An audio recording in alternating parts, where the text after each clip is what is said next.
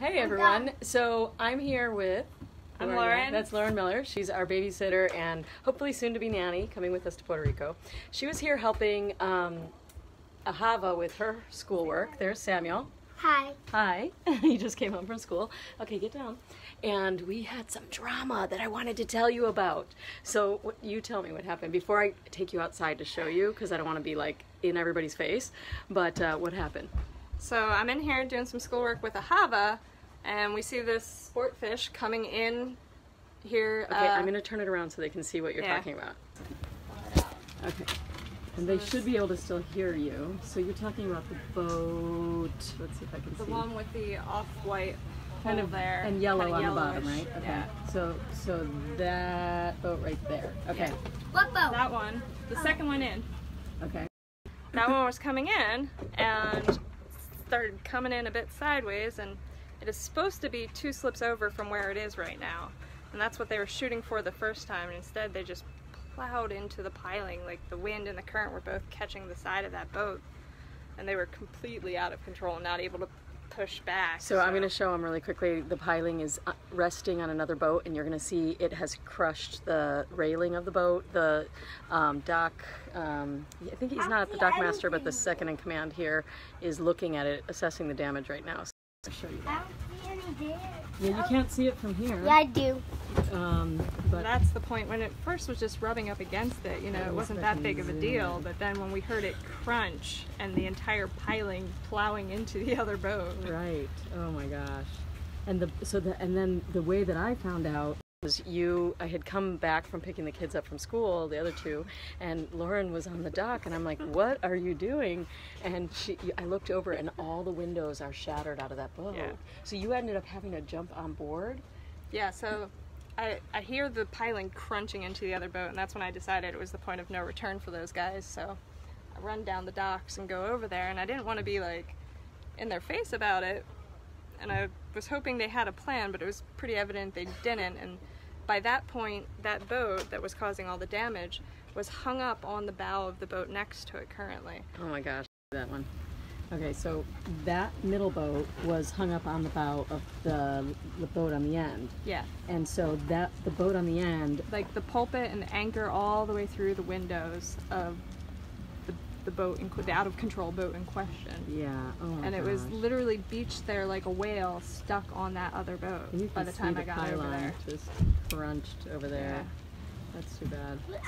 So I get over there and it's stuck on that boat, and all right, we have to step out of the sun before we melt. Hi. We're melting. Hey, can you tell them the gun? No, we're talking. So at that point, there was myself and I think 2 other guys. One guy from the boat in question, I think, and one guy, Roosevelt. Yeah, he was cleaning a boat nearby. Yeah, he's one of the guys he cleans our boat, actually. So he was there helping as well, and we all ran up onto the boat on the end and used our feet to push against She's showing, like... Yeah, use our feet to like push against, hold on to the bow and hold on to the railing and push it against to like unbeach the boat that was stuck on it. Oh my gosh. And watch out for the shattering glass and not get caught up as it's pushing back in and making sure you don't get smushed, So like the 2 dudes are up at the top pushing, and I'm saying to them, I'm gonna squeeze under you, don't move, don't mind me, and I'm hanging below them pushing, like ninjing in and around them. Which is funny because, not funny, but the other day when a boat, something similar happened and it hit another boat, a friend's boat, and it was a smaller little monohull. Yeah. I climbed aboard that boat and I was with my feet full body pushing, and I mean, the current here, and that's the thing that I think people don't realize, is the current is very deceptive.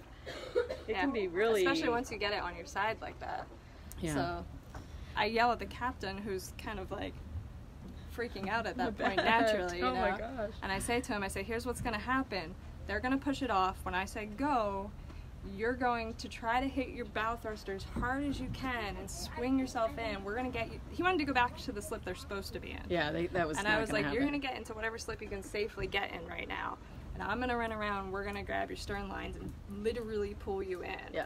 And by that point, the dockhand had finally showed up, and I handed him, like, I hopped on their boat, hand them his line, you know, and I'm like, telling them what you to do take too. this and you put it there. I'm gonna go behind you and under you, okay? And we're gonna pull it where it needs to go. Right.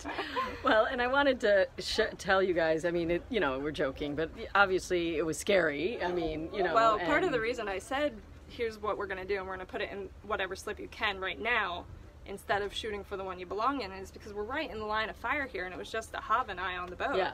And I knew if they were trying to come back this way, they could have just as easily hit this boat, and she was all the way over here around the dock, you know, and it's too big of a boat to push off. You can't push it off. And curious, how did Nala handle the whole thing? Was she freaking out? No, she didn't. I mean, at first she barked at them, but just a normal amount.